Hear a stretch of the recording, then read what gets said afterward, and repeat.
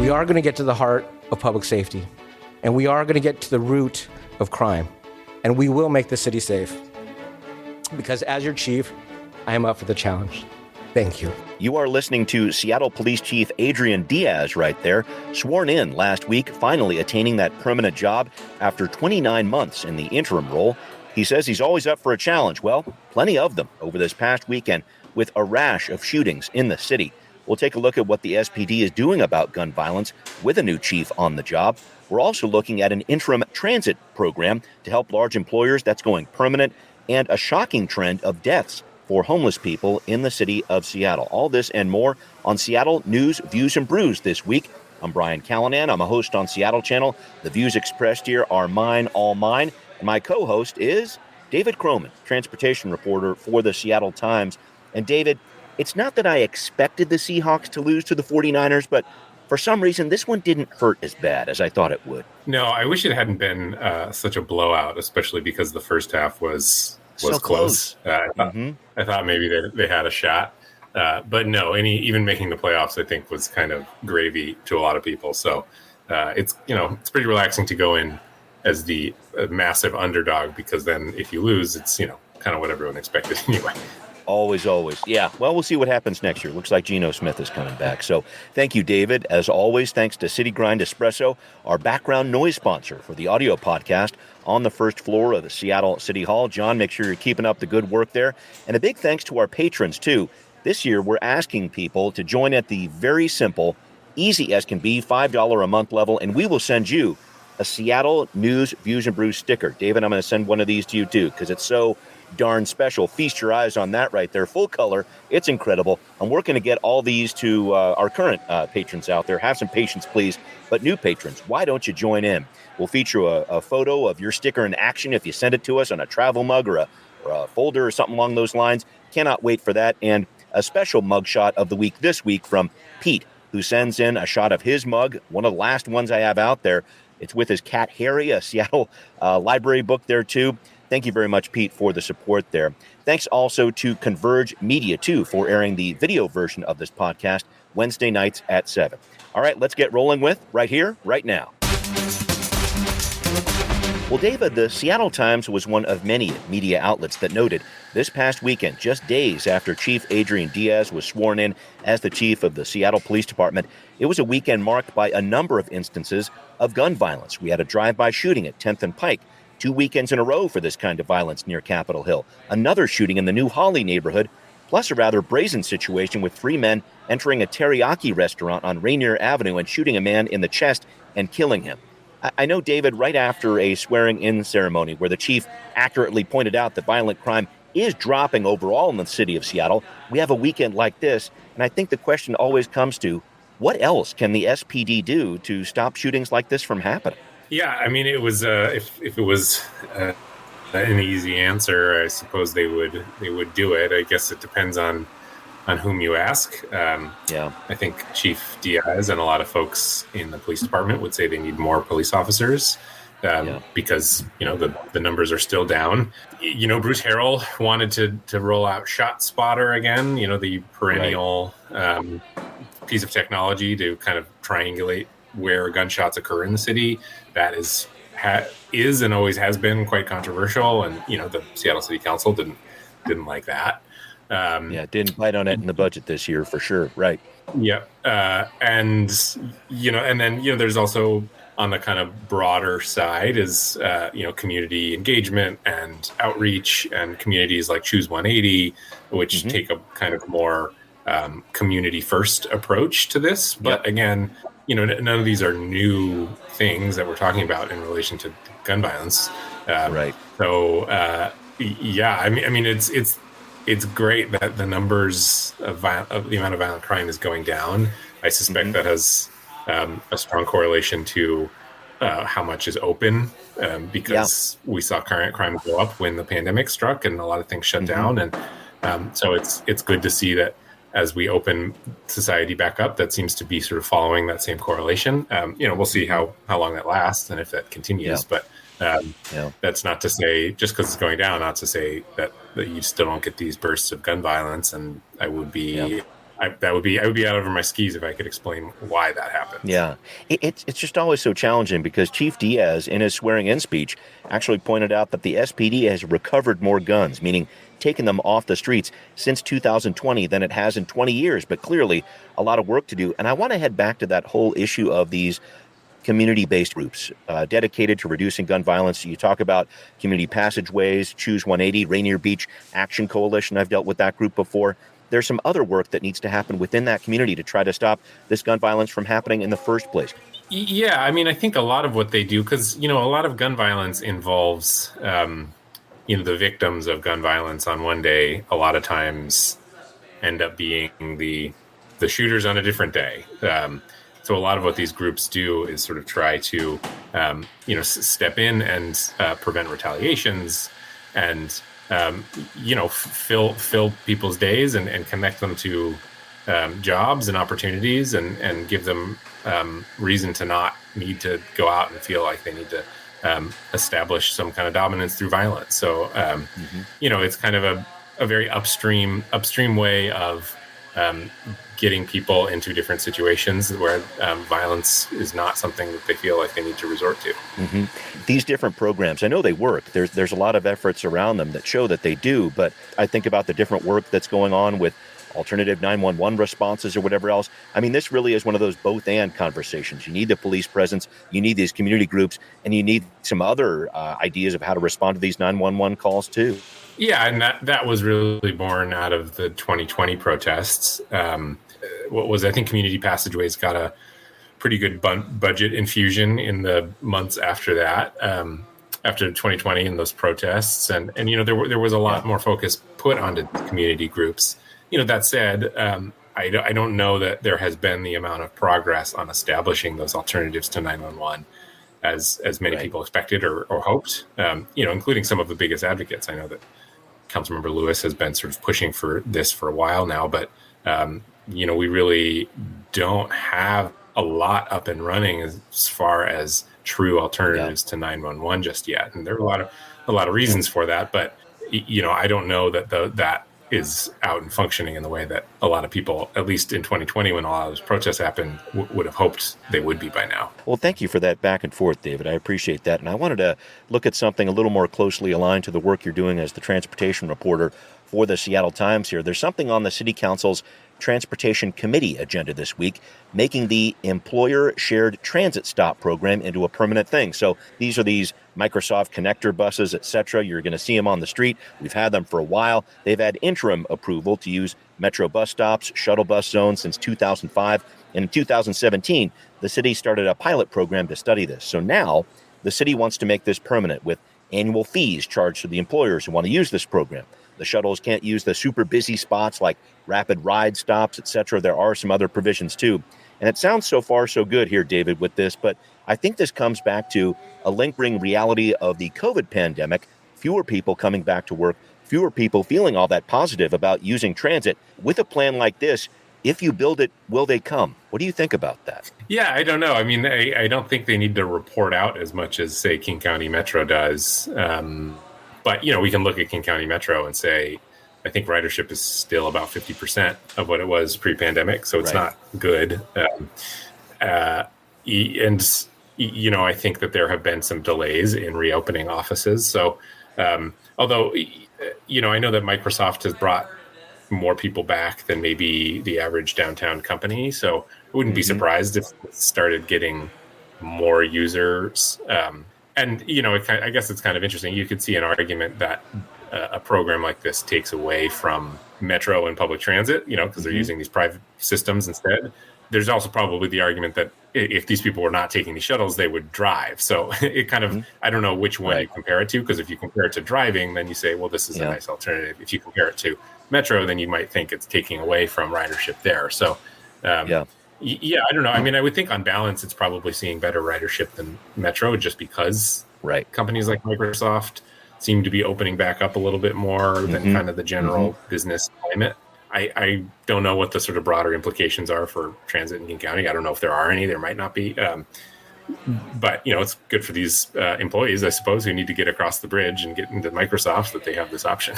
Sure, and good for drivers who want to make sure that people are using any kind of transit, I suppose, to reduce the amount of cars on the road. But just that bigger question, David, of what it's going to take to get more people comfortable with using transit. Maybe it's a smaller transit bus like this, or maybe it is a Metro Transit type of vehicle.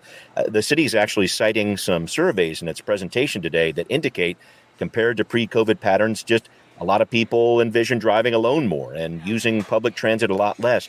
How do you change that trend? I think that's the multi-billion-dollar question for transit agencies all across the country. Yeah, indeed. I would be a rich man if I could give a clean, concise answer to how you do that. I think the one thing we hear a lot is whether transit can function better outside of, quote, peak hours. A lot of our systems were built around the commuting hours, getting people to and from work. I think the kind of starkest example of this, which I wrote about a few weeks ago, is the Sounder train, which truly is just only functions during commuter hours and is really struggling. But it applies to really all transit, which is, it used to be the peak hours that would get those numbers up. So if people maybe aren't going back to work as much, then you start having conversations around how do you make transit more useful for people who are just trying to go out to lunch or go to get their groceries or go to their friend's house. What does that look like? But there's, to your point about people driving alone, I think for a lot of folks, maybe they got in the habit, they were working from home for a while and then they started going into the office, maybe once a week.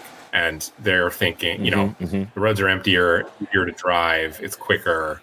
The parking was easy because no one was driving. Sure. So they just maybe got in the habit of hopping in their car and going in. But then it turns out, it's kind of nice. They listen to their podcast and they have their own, they can drink their cup of coffee in peace or whatever. And, how do you get people back in the habit of taking the bus? There's a lot riding on transit agencies being able to answer that question. Yeah, a ton happening there. Thanks for going down that path with me. I know I always ask you these impossible questions, David, and I appreciate you engaging them every time. All right, well, up next, there's always possibilities, true. All right, up next, a disturbing report from the Seattle Times about deaths of homeless people in our region last year, a record that King County never wanted to set. Details coming up on Now Hear This. Well, if you missed the headline from the Seattle Times over the MLK holiday weekend, I will spell it out for you.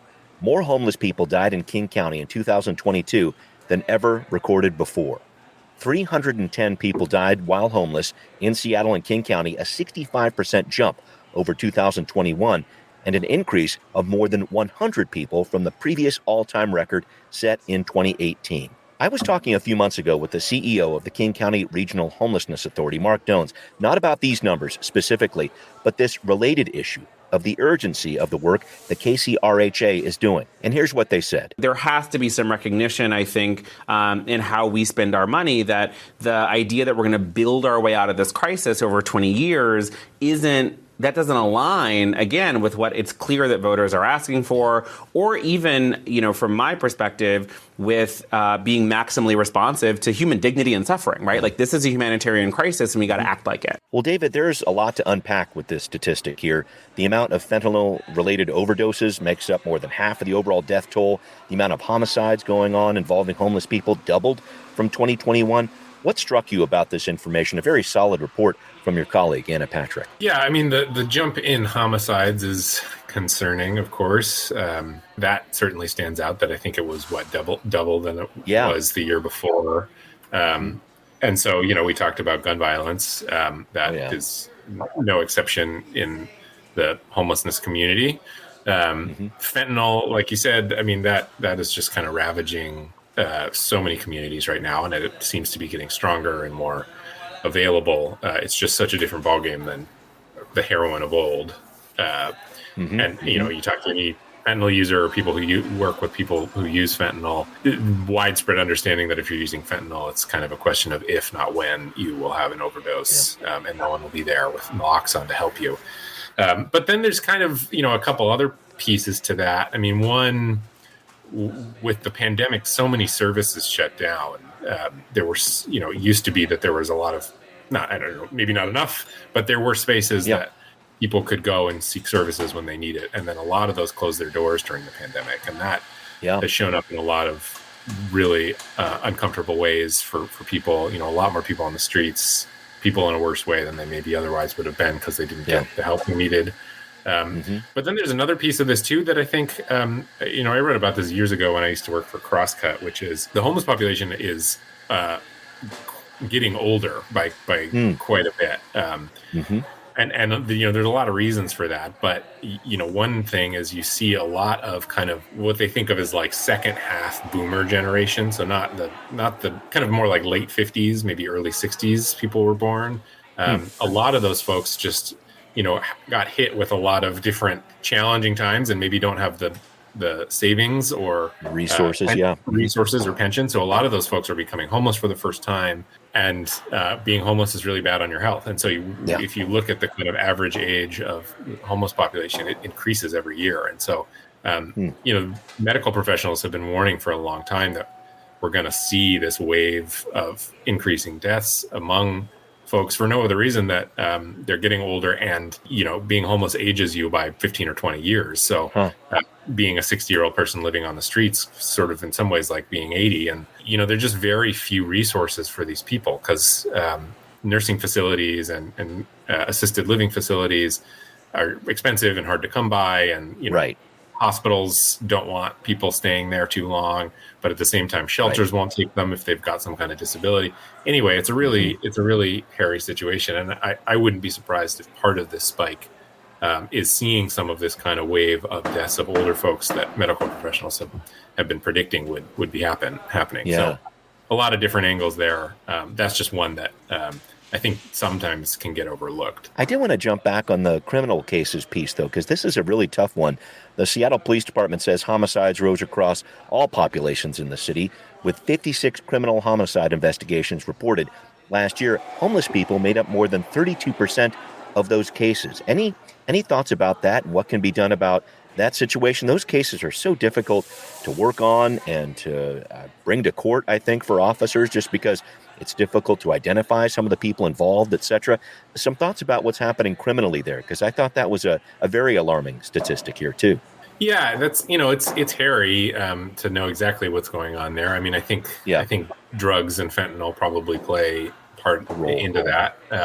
It was recommended by, I guess, the CDC during the pandemic not to clear out homeless encampments as much, and there was a good logic behind that because harder to kind of contact trace and easier for viruses to spread. And so, for years there was not a lot of intervention happening in some of these homeless encampments. And, the vast majority of people who live in these places are peaceful folks who are just kind of trying to get by. But there was also this element in some of these large entrenched homeless encampments where people come in and try and take advantage of folks. And there are, if you look at it, some crime that happens in these large encampments that have kind of taken root. And so, that might have something to do with it as well. But again, I think pinpointing the exact root of crime is a perilous task sometimes, especially by a transportation reporter. So, No, I hear you. I just think it's interesting to see these camps when they do spring up. I know a lot of people get upset about them for a lot of different reasons, but I think the fact of the matter is the people who are living in these camps are often preyed upon, and these are magnets for criminal activity for people who are looking to do some wrong and rob some people, etc. So and a lot of the perpetrators of some of the worst crimes don't actually live there in those right because they see a vulnerable population, they see people that they think they can take advantage of, and on a lot of different fronts. So I mean it's heartbreaking for the people that live in there that they become the victims of this crime more often than they are the perpetrators of that crime. Thank you for bringing those pieces up. All right, I'm going to switch gears a little bit with you here, David, and everybody, if you are ready for some more names to start dropping in the 7 city council races that are up for a vote in November, well, start your engines. I'm already counting 9, and that's just for people who have filed with Seattle's Ethics and Elections Commission. Just before we got involved with this podcast here, Councilmember Lewis announced that he's going to run again in District 7 here, and we're going to see a lot more people jump in here. David, I was looking especially at a few challengers for Shama Sawant's seat in District 3, including a bigger name in Joy Hollingsworth, the business owner there. She's been part of her family's marijuana operation, Hollingsworth Cannabis, since 2013. I interviewed her on Seattle Channel a little while ago for some of the work that she's done on cannabis equity. She's African-American, LGBTQ, and I'm wondering two things. Is this the candidate that can push Seattle's longest-serving council member out of office? Maybe I can start there before we jump into, is Kshama Sawant going to run again? What do you think about this back and forth here? Yeah, I don't know. I mean, I was going to go there first, which is I see. Go for it, man. Sawant hasn't actually said she's running again, so that'll be the first question. Right. But yeah, I mean, the one thing that I have learned with Kshama Sawant is to never write her off. And I think anyone who has paid attention to Seattle politics would probably agree with that, because there have been several times. Just recently, last year, was it last year or was that 2021? My years are blending together. Yeah. Whenever her recall campaign or the recall came up against her, seemed like that was going to succeed, and then it didn't. The year before that, she ran and was down by like 9 points on election night, but made up for it in late counted votes. The Seattle Chamber of Commerce has been gunning for her for years. Yeah, seems like every time she's up for election, they come out with these stories saying that polling looks really bad for her, blah, blah, blah. And then she ends up winning. She is just, I would say, of course, we all know that she is probably the most controversial member of the city council. But also, just seems to be incredibly resilient. And so Joy Hollingsworth seems like she's got a great story. Certainly could make a good run at Councilmember Sawant, but I would never preemptively declare Member Sawant's political career to be done, because she has defied those every single time so far. It's very true. It's very true. And it is interesting for me to see as well that of the standing council members, now we know that Councilmember Herbold isn't running again. We know Councilmember Juarez isn't running again. We know Councilmember Peterson isn't running again. But of the remaining council members there, the 4 remaining that are in district seats, only one of them has come forward as of the recording of this podcast, with Councilmember Andrew Lewis, to actually say, yes, I'm going to run again. And I think it is a little bit of a question mark. I know in talking with Councilmember Herbold about this, she mentioned the vitriol that surrounds the political scene here locally. These are council members that unfortunately get death threats every week. I know that Councilmember Herbold mentioned that to me. And so I just think it's become a little bit more of a dangerous job. I know this has happened with Councilmember Sawant as well. She's never been one to back down from a fight, but I wonder about that piece of it too, David. It's interesting to me that more of the standing council members have not come forward yet. Here we are in the middle of January to say, I'm going to run again in November. Yeah, and I think Councilmember Peterson is indicative, because he's just a first time. He's only done one term. That's right. He kind of reminds me of Jenny Durkin or Rob Johnson before him, who only did. Johnson didn't even finish his term. Keep going. Yeah, he only did maybe 3 out of 4 years of his first term. So there does seem to be people kind of get in and then realize this is a little uncomfortable and not that pleasant in a lot of ways, and then decide that they don't want to do it anymore. So, you kind of used to assume that someone would at least run for a second term.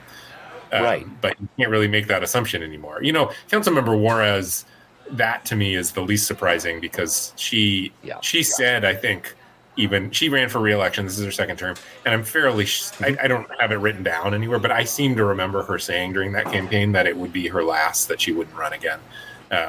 No, I remember her saying that. Yes. Yeah, so that's not surprising. So she'd been kind of but Councilmember Peterson not running again to me was genuinely surprising. And you're right, the fact that we haven't heard from Councilmember Strauss yet, we haven't heard from Councilmember Morales yet. I would be surprised if she didn't run again. She seems to be kind of settling into that role. And then I'm missing somebody, but I was going down the list in my head too. Tick, tick, tick, tick. Going around to 5, I guess going around to 4. Sawant's the other one. There you go. Yeah. So there's a ton ahead there, and I think we're going to see a lot of candidates. I know a lot of them are interested in using the democracy vouchers already. I've seen that on the Seattle Ethics and Elections website there. But this is going to be an interesting play out over the next couple of months. And heads up, folks, I'm actually planning a special podcast to be released later on this week to patrons first, about all these different names expected in the upcoming council races. So definitely stay tuned for that. All right, well, coming up, We're not always able to report the great happy ending kind of news on this podcast, but maybe this time the West Seattle Swing Bridge, the low bridge, has reopened, and David has the details on Transportation Talk. Well, David, we talked about the closure last week, and I guess that's all it takes. Some special attention from Seattle News, Views, and Brews. The West Seattle Swing Bridge, the low bridge, is back up and running. A 3-week closure, and I'd like for you to talk about this. What was the fix, and what can we expect in the months ahead? It sounded like a cylinder in this bridge, the very unique construction of this bridge. This cylinder needs to be repaired, and I'm thinking that's a lot tougher than what I'd find under the hood of my car. So what's going on with this? Yeah, it's a unique bridge for a lot of reasons. It's a swing bridge that only, does this 45-degree turn, which is, I'm no engineer, but apparently that's rare. And it does that with these 4 hydraulic cylinders. And so basically it turned out one of them was broken. And it's a really complicated fix, but crews figured out they could run this bridge on just 3 cylinders in the meantime. So they can open up to traffic, to freight and bikers. It does mean that it's going to take the bridge 10 to 15 minutes longer to do the swing, but which could cause delays because this bridge is right in over Harbor Island, so it's got a ton of marine traffic coming and going below it. Apparently, it opens and closes something like 1,500 times a year, which is multiple times a day. That's a lot of time. So you add 10 to 15 minutes each time it does that. That's not nothing, but it will function. It's a good news for people, particularly for bikers, I think, because getting out of West Seattle any other way, as we talked about before, is pretty challenging about that bridge. Yeah. So but then the fix on the cylinder, I don't know how long that'll take. It sounds like it's complicated. They had to ship it off somewhere, and then they'll have to reinstall it. So that could be months. But months of slight delays is a vast improvement over months of total closure. And just a quick one on this. It sounds like these other cylinders that are in here, a 33-year-old structure, if I have that right, these other cylinders might need a little bit of work too. I mean, there's some other maintenance work that needs to go on here, clearly. I'd be worried that another one of these cylinders might go out. Is that part of the equation here too? Yeah, maybe. I mean, they had planned, so there was planned work for this bridge already. That they were going to have some closures to go in and kind of refurbish these cylinders, and I imagine some other things along the way. So that was no surprise. And in fact, they were monitoring this bridge pretty closely. They haven't said exactly, but the implication, their sort of early implication is that the snow and ice caused some accelerated damage to this one cylinder. Mm-hmm. So assuming we don't have another ice storm, then maybe they can kind of proceed as they had originally intended to kind of fix these things up. But the bridges in Seattle, as we've talked about and has been discussed a lot, all need a lot of work, and there's not a ton of money to do it. So you never know with Seattle bridges. That's what we got. All right, well, David, time to wrap up here and time for our annual review of the promotional giveaways lineup for the Mariners for this year. Are you in for the Cal Raleigh, the Clinch bobblehead? That one sounds kind of cool. Or is it the Eugenio Suarez Gino Vibes talking bottle opener? We got a lot of great choices this season. I thought I'd throw those two out there to start. Yeah, I don't know. I don't have any. Having grown up going to Mariners games, amazingly, I don't have a single Mariners bobblehead. So maybe any this year will be good. But you got to get a talking bottle opener. I mean, that's just and it makes you forget all about the Marcolorian bobblehead from last year on the Star Wars night for Marcos Gonzalez. I still don't know how that one happened. I didn't know about that. Okay, I was wondering. Yeah, it's all about the Marcolorian. I don't know. Sometimes it'll work. Hey, if they get to the playoffs again, they can put out whatever bobbleheads they want. Yeah, exactly. I don't care. Well, David, thank you so much. And thanks to everybody out there listening to Seattle News, Views, and Brews, where you can always find out what's brewing in local politics. This podcast is on Apple, Spotify, wherever you might like to listen. Please do find Seattle News, Views, and Brews on Patreon and show your support. We need you. Thanks for watching on Converge Media, too. We'll see you next time. Seattle News, Views, and Brews is an independent production of Callanan Media Services. Copyright 2023.